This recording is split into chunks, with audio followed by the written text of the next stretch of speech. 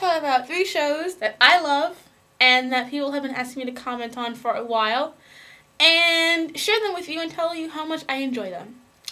1. Merlin. Yes. A lot of people mentioned Merlin to me, and in the beginning I was really kind of like, about it, you know. Plus I had seen the show Camelot, and that was some bullshit, and so I kind of wasn't really looking forward to Merlin or thinking that I would enjoy Merlin. I came into the show with a lot of preconceived notions about how it was gonna play out and things like that, but it really surprised me. It was such a fun show.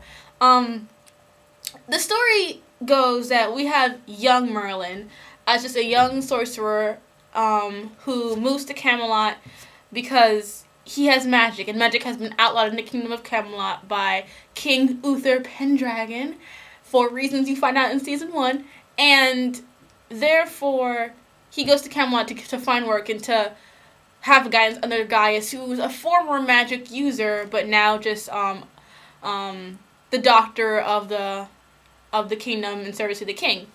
So he meets young King Arthur, who is played by Bradley James, who is just, I don't even like Bradley's because my brother's name is Bradley, but this one.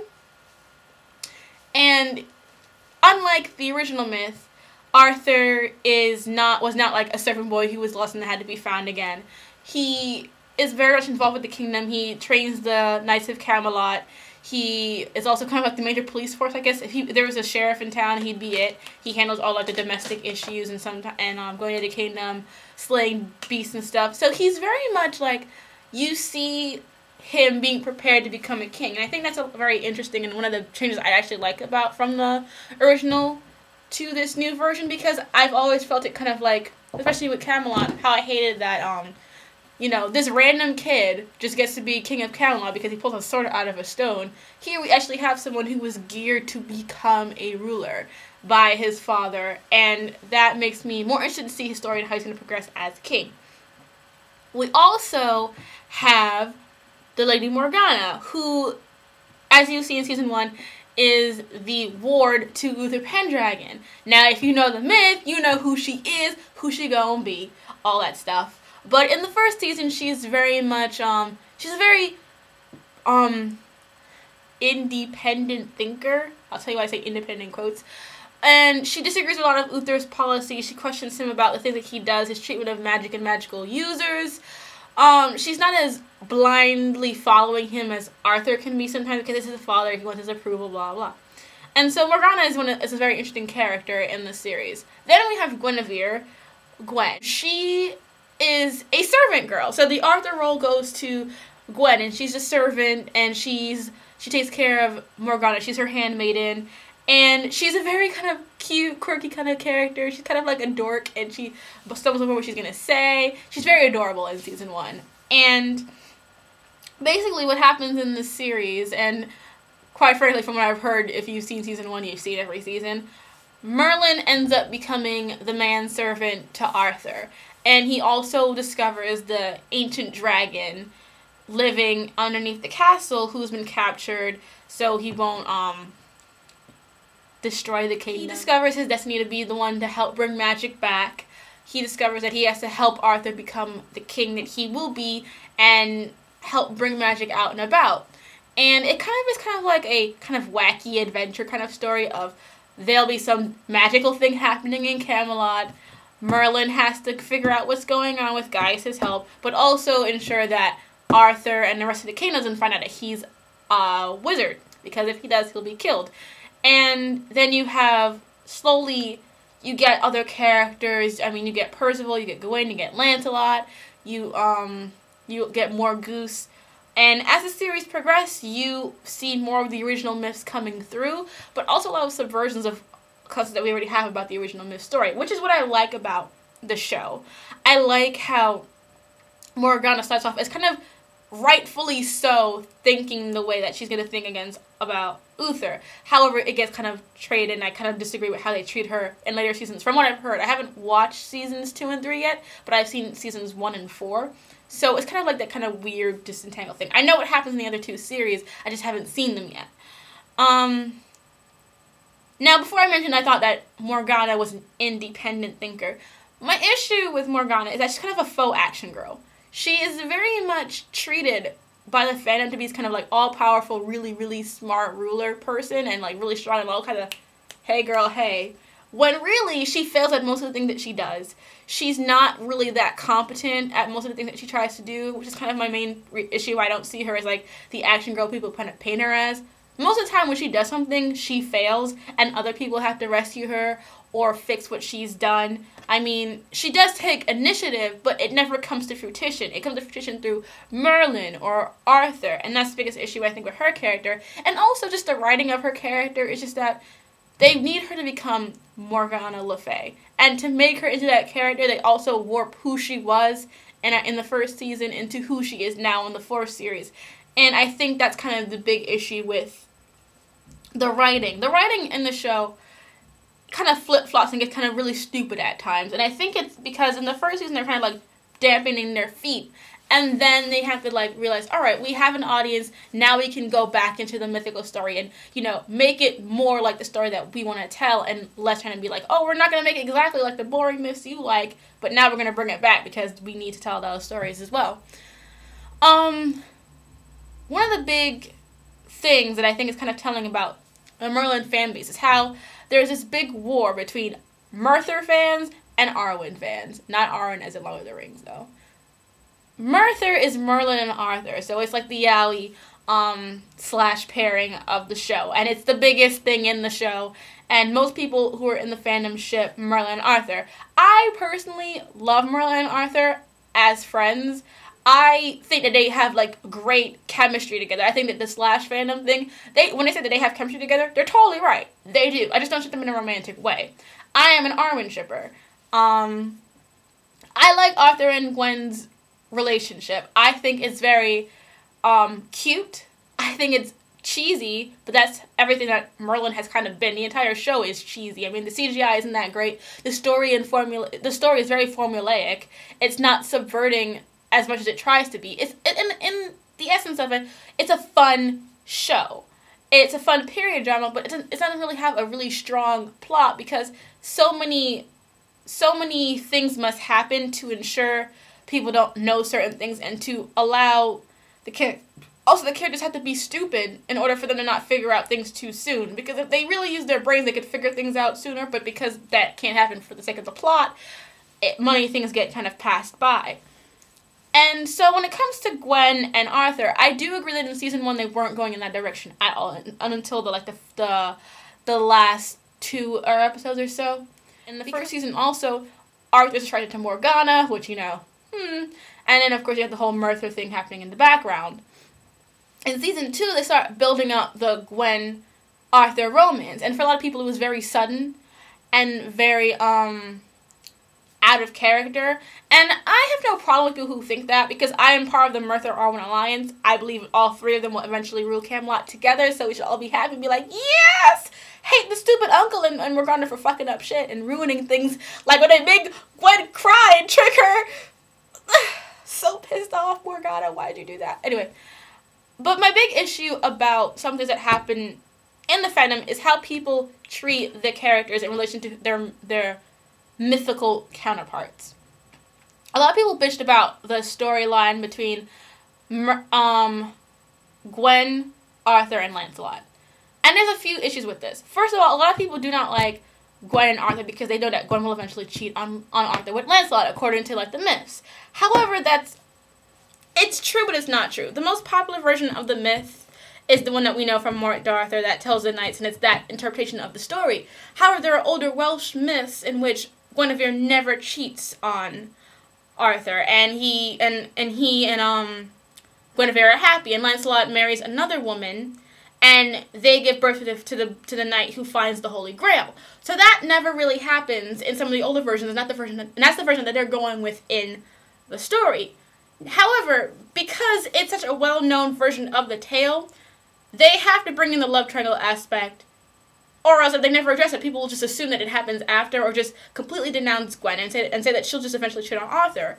So what happened in one of the newer episodes, not the newest, but the one before that, spoiler, they give Gwen a way of committing the adultery, but not really because they're not really married yet. They're just kind of engaged. They give her a way of committing the adultery without it really being out of her own consensual way. And a lot of people were mad about that, saying like, oh, it makes her still too perfect and blah blah, and it doesn't, and you know, all kind of like things about it. I feel like a lot of people just do not like Gwen and Arthur because they want Arthur and Merlin to be together. And I understand that you like your ship, and I understand that too, because when I used to be a Centaurian shipper back when, I used to hate Maid because I thought she was in the way of my ship. But now that I'm older, I'm like, no, she's not in the way of anything. The writer's just writing it that way. And so I feel like a lot of people hate Gwen because of who she is and isn't in comparison to her mythological self. She's not the Guinevere from the myth that we both know. She's not like some scandalous woman. She's not trying to have affairs with like Lanval and Lancelot and every other night she can get her pants on. She's not doing those things. She's very sweet and she's kind of passive. Passive to the point where I would consider that to be like her flaw as a character. That she's so, you know, she's not helpless, but she's also a servant girl and doesn't have that much of an education or whatever to really be the kind of force people think that she should be. It doesn't make sense in her character for her to be that way. I mean, she's not Morgana, who's educated, learned how to fight, and also has magical abilities. Gwen has none of these things, so how can she be like the superhero that people want her to be? Because that would make her even more of a Mary Sue, according to some people. But as it goes on, a lot of people feel it should go a certain way, and I feel like that's because of their own shipping biases, and I feel like the fandom itself has a lot of like shipping wars and shit. Like, it's really fucking crazy. But the show itself handles the myth aspects of it very well. I feel like they handled the relationship and the romance really, really well for a show that really isn't that much of a romantic show.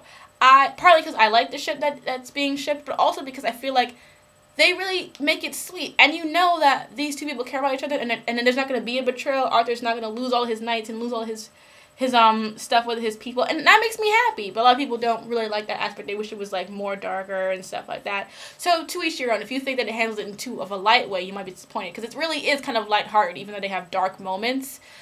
But it really isn't trying to be super serious all the time, and that's what I kind of like about it. I love that it's fun and it's exciting, and it can tell all these stories without being too dark and dirty and. I do wish that they'll hurry up and let Merlin's secret be exposed, which I think will happen this season. I think so. Crossing your fingers. So yeah, I really like Merlin. I think the acting is spot on for everything. I think the actor who plays Merlin, I know his first name is Colin, the last name is escaping me right now. He really carries the show so well. I mean, he's a great actor. When he's playing old Merlin, young Merlin, assassin Merlin, anything Merlin. He just is a fun character played by a really good actor who can play all the different parts of him. I think he's definitely the strongest actor of them all. And Angel and Bradley have definitely stepped their game up and become even better. Because I really liked Angel before and Bradley, but now they've really come together. And Katie, who plays Morgana, she was always the weakest actress out of them all to me. But I think also because they want her to be so stereotypically evil, like smirking all the time, like, I'm evil, that it kind of like made it seem kind of Nami. But I think this season, she's kind of like, it hasn't been toned down. She's actually gotten more stereotypically evil. But I think her acting as a whole has improved. And I think that it starts off kind of like weak, but it becomes a stronger and stronger show. And a really fun show. I mean, I've only seen one whole season and a few episodes of this current season, and I'm hooked. So I think it really does take you in really well. Second show, Misfits. Now, I know I've mentioned Misfits before. I was supposed to talk about it like forever ago. I just never got a chance to, because it was really kind of something that I knew people just knew about. I didn't really know what I could add to discussing it besides exposing more people to it.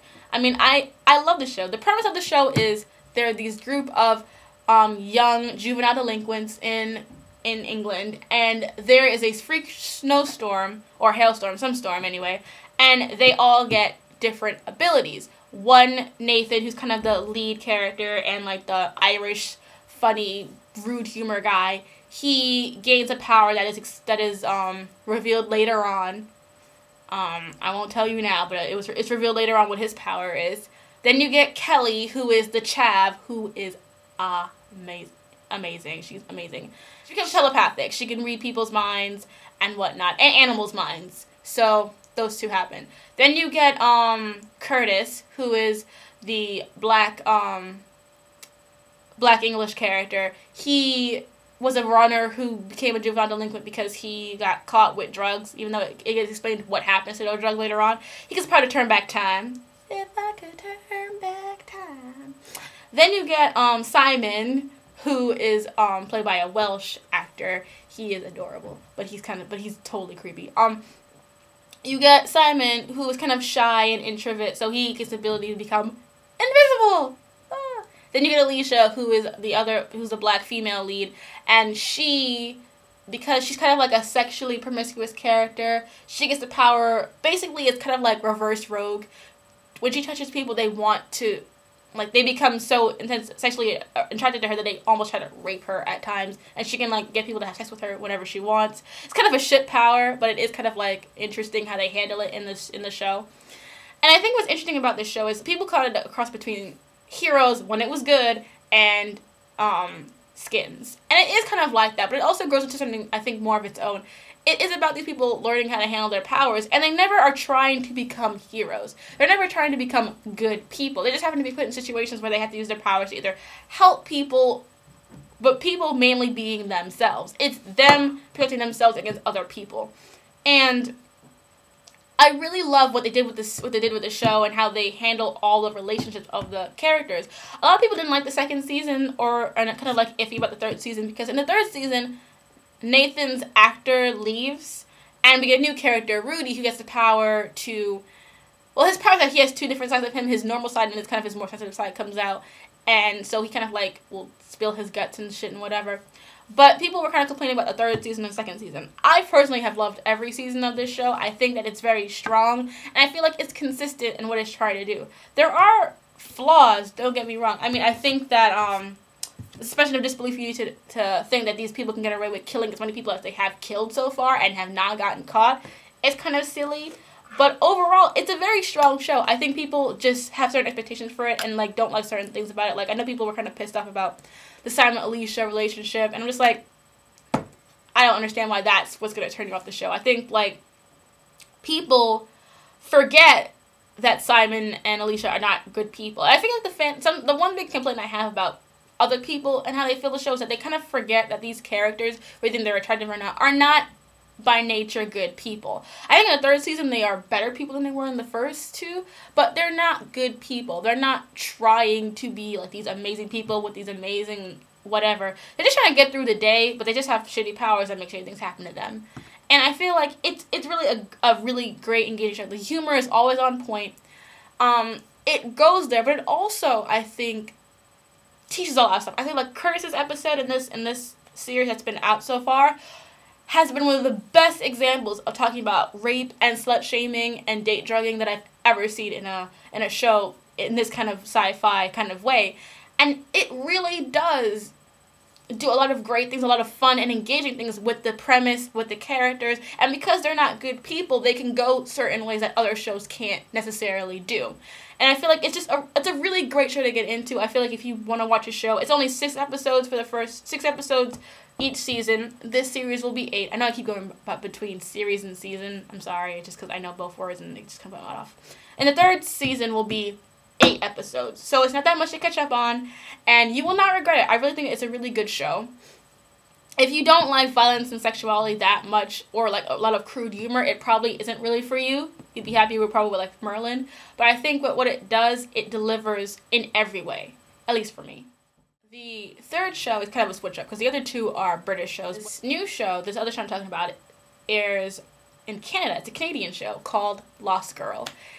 It is so much fun. It is, alright, if you know paranormal fantasy, paranormal romance novels, not really romance, but more paranormal fantasy novels, it's like reading a paranormal fantasy novel as a show. What we have here is a world where it's kind of talking about fae, but fae is kind of an all-encompassing term. Fae also includes vampires, werewolves, ghosts, whisperwills, you know, tree folk, silkies, everything. Like, there is no limitations to what fae means. And in this show, you have the female protagonist named Beau, and she discovers that she is a succubus when she kills a guy when trying to stop him from raping another girl, Kenzie, who eventually becomes like her human sidekick. And And in the first episode, she is prompted to try and join either the dark fae or the light fae. And she picks the third option after she beats the challenge to not be in either side. So she's kind of she's undecided. She's on a neutral territory. And she and Kenzie decided they're going to start an agency and solve cases for either the dark or the light fae, because they can do both. And it really kind of like a supernatural crime drama.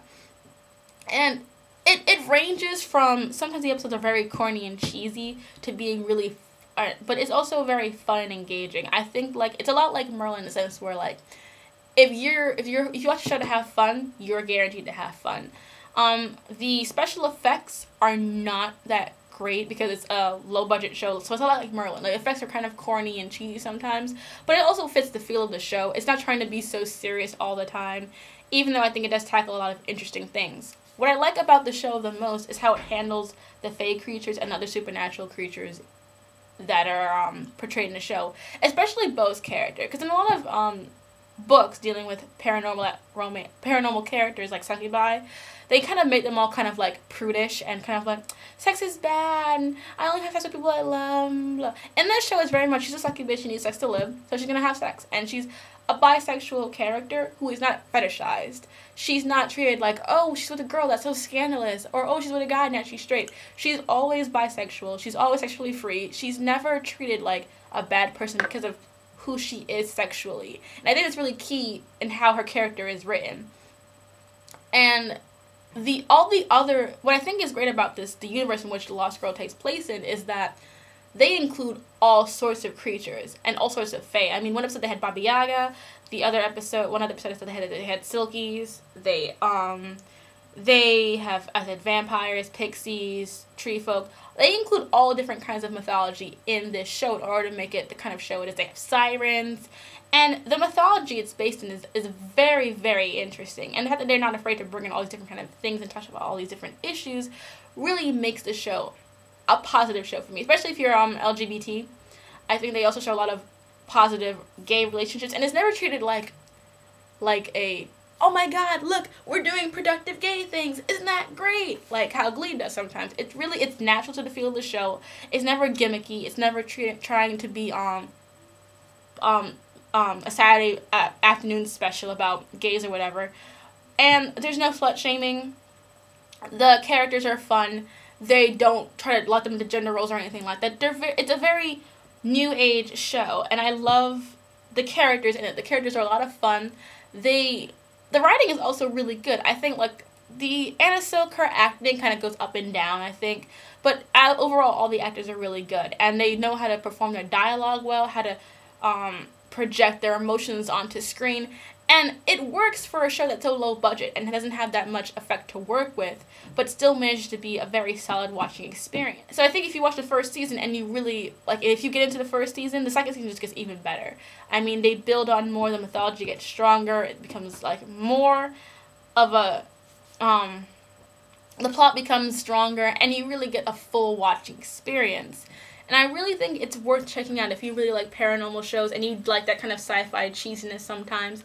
And if you like that kind of genre in reading, like if you like Kim Harrison books, the Siggy, like True Blood or Vampire Diaries, like not those kind of like concepts, because there's no love triangle. There's a love triangle, but it's not the same way I think a regular love triangle is treated. I mean, both people involved in the love triangle are people that she actually really cares about.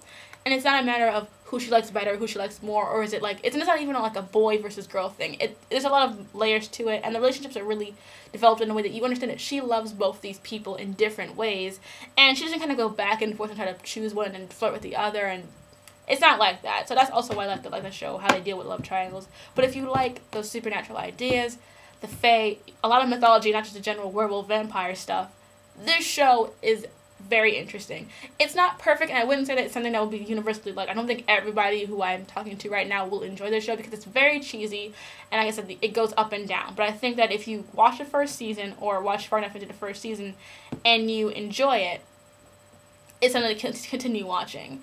The pilot, I say, that doesn't do it that much justice. I think you have to watch the first season, because I think the entire season there are episodes that are really good and there's episodes that are kind of like average and there are episodes that are kind of like meh.